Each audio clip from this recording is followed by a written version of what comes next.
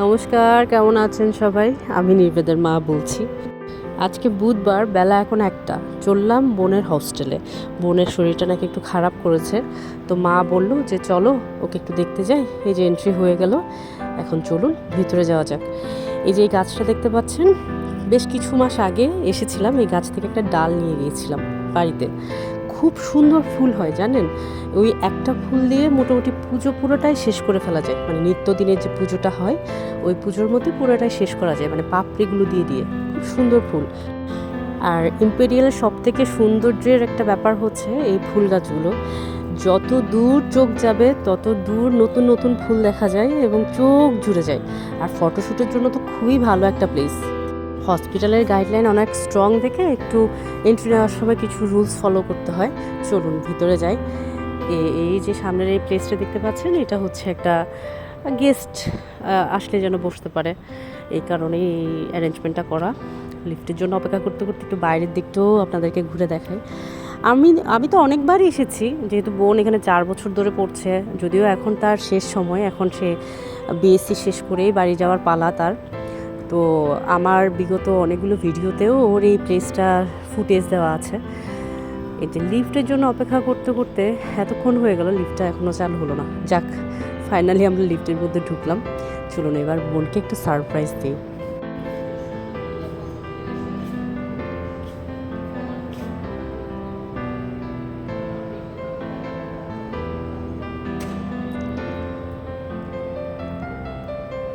একদম চুপি চুপি ঢুকলাম, সারপ্রাইজ। এই যে পিছন দিকটা দেখতে পাচ্ছেন, এটা হচ্ছে ইউএসটিসির আন্ডারে। ওই দূরে যে বিল্ডিংগুলো, ওগুলো ইউএসটিসিরই বিল্ডিং। তো এই বারান্দাটাতে দাঁড়িয়ে ওই বিল্ডিংগুলো দেখা ছাড়া খুব বেশি ভিউ কিছুই নেই। আর এখানে দেখেন সবাই মিলে কত সুন্দর সুন্দর গাছ লাগিয়েছে, ক্যাকটাস, তারপরে অ্যালোভেরা, গাঁদা ফুল গাছ, একটা তুলসী গাছও লাগিয়েছে। আসলে এই স্মৃতিগুলো স্মৃতি হয়েই থাকবে তাদের, 4 বছরের স্মৃতি।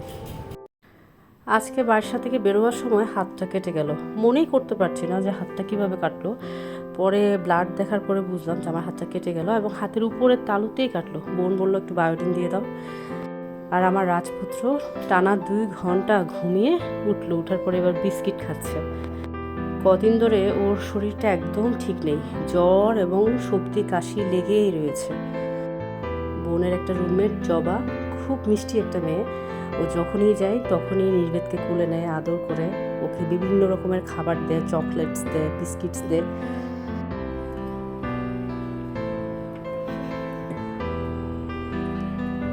আচ্ছা জবা, তুমি এই যে এখানে চা বানাচ্ছ, হ্যাঁ আবার 28 তারিখ তো তোমরা হোস্টেল ছেড়ে চলে যাবে, হ্যাঁ, তো এগুলো মিস করবে না? আমরা সবাই এগুলো মিস করবো বেশি। আচ্ছা, হোস্টেল জীবনে সব থেকে বেস্ট এক্সপিরিয়েন্সের কথা বলো। বেস্ট এক্সপিরিয়েন্স হচ্ছে আমরা সবাই একসাথে অনেক আড্ডা দিই। এটাই মানে সারাদিন ক্লাস করে ডিউটি করে এসে আমরা রাতে সবাই একসাথে থাকি। এটাই হচ্ছে আমাদের সবচেয়ে বেশি মিস করবো আমরা। 4 বছর কিরকম সময় কাটলো তোমাদের? 4 বছর তো আমরা ঠিকভাবে ঘুরতে পারিনি ওদের জন্য, ওরা তো ঘুরে না, তাই ঘুরতে পারিনি। মানে আমরা একসাথে অনেক আড্ডা দিয়েছি মিথিলাদের রুমে, ইচ্ছা মতো, একদম ইচ্ছা মতো না। মিথিলা মিমের রুমে 393, যমুনার জন্য এখানে পারতাম না তো তাই। যমুনা আর আনুষ্কা হচ্ছে এক রুমে। হ্যাঁ, ওদের রুম নাম্বার কত? 312। 312। হ্যাঁ 312। 312 তো এই 4 বছর বাবা মাকে মিস করতে না? অত বেশি না। মানে তোমরা নিজেরা এত বেস্ট ফ্রেন্ড হয়েছিলা যে মানে পরিবারের দুঃখটা ভুলে থাকতে পারতে আর কি। হ্যাঁ, আমরা যখন সবাই একসাথে থাকতাম তখন আমাদের অত কিছু মনে থাকতো না। আসলে কথা ঠিক, অনেক আর সব থেকে খারাপ এক্সপিরিয়েন্স কি মানে হোস্টেলে? খারাপ এক্সপিরিয়েন্স ছিল কলেজের ব্যাপারগুলো নিয়ে, আর এখন হসপিটালের কলেজ ব্যাপার। আমাদেরকে সারাদিন হ্যাঁ, কলেজ পড়াশোনার জন্য? সারাদিন ক্লাসে থাকার পর আমরা এখানে এসে রিল্যাক্স থাকতাম। না না, পড়াশোনার জন্য না, আদর জায়গার জন্য বের হতো।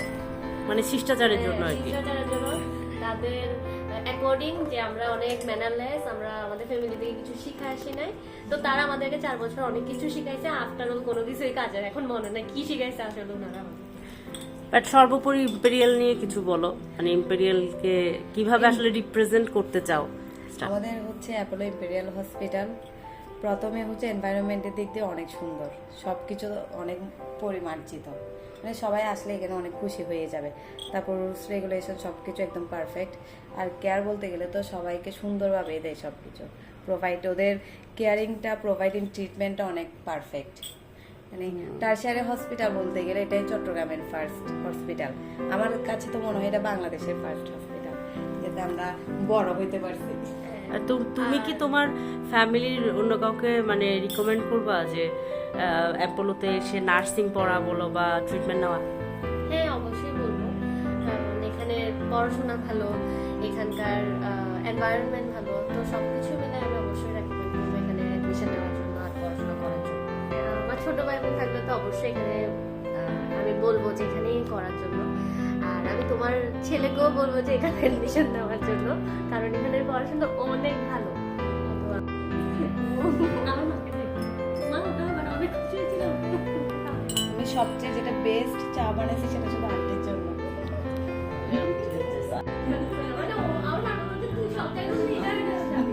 সবাই সুযোগ করে জানতে সেখান থেকে একদিন বছর এখান থেকে যাওয়ার আগে যে কোনো একদিন নিয়ে যাবে। 4 বছর পর্যন্ত বোন এই রুমটাতেই কাটিয়েছে।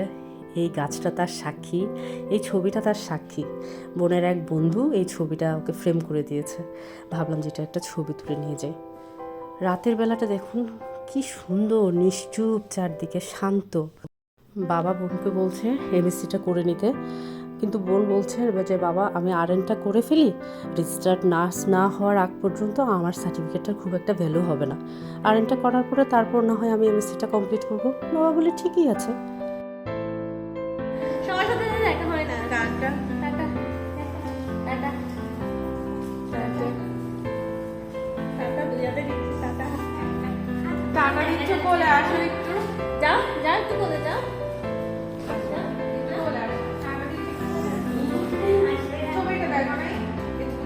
ওই 6 মাসের ছবিটা দেখাইছে, দেখো। দিনের বেলায় এই এলাকাটাতে আসলে এত সুন্দর একটা ভিউ পাওয়া যায়। পাশেই হচ্ছে চক্ষু হসপিটালটা, চট্টগ্রামে সবাই এক নামেই চিনে, ইম্পেরিয়াল এবং আই হসপিটাল। খুব সুন্দর ফটোশ্যুটও করা যায়, খুব সুন্দর ভিউ পাওয়া যায়। এখন তো রাত হয়ে গেছে, খুব একটা বেশি কিছু আপনাদেরকে দেখাতেও পারছি না। আর বাবুও অনেক কানাকাটি করছে। বোনকে বললাম যে তুমি কতক্ষণ নিয়ে হাঁটো, মা সিএনজি করে আসুক। দেখতে দেখতে ইম্পেরিয়ালে পুরো একটা দিন কেটে গেল। আর এই দিনটা হয়তো আর কখনো কাটানোও হবে না, কারণ বোন তো বেরিয়ে যাবে ফেব্রুয়ারি মাসের 28 তারিখ 2026 সালের। তো এখন তো চলছে 28 তারিখ, সামনে হয়তো আর 10-12 দিন পরেই চলে আসছে, বোনও বাসায় চলে আসবে। এরপরে হয়তো বা ও একটা জব শুরু করবে। যাই হোক, সবাই খুব ভালো থাকবেন, আর বোনের জন্য আশীর্বাদ করবেন, আমার জন্য, আমার সংসারের জন্য আশীর্বাদ করবেন। ভালো থাকবেন।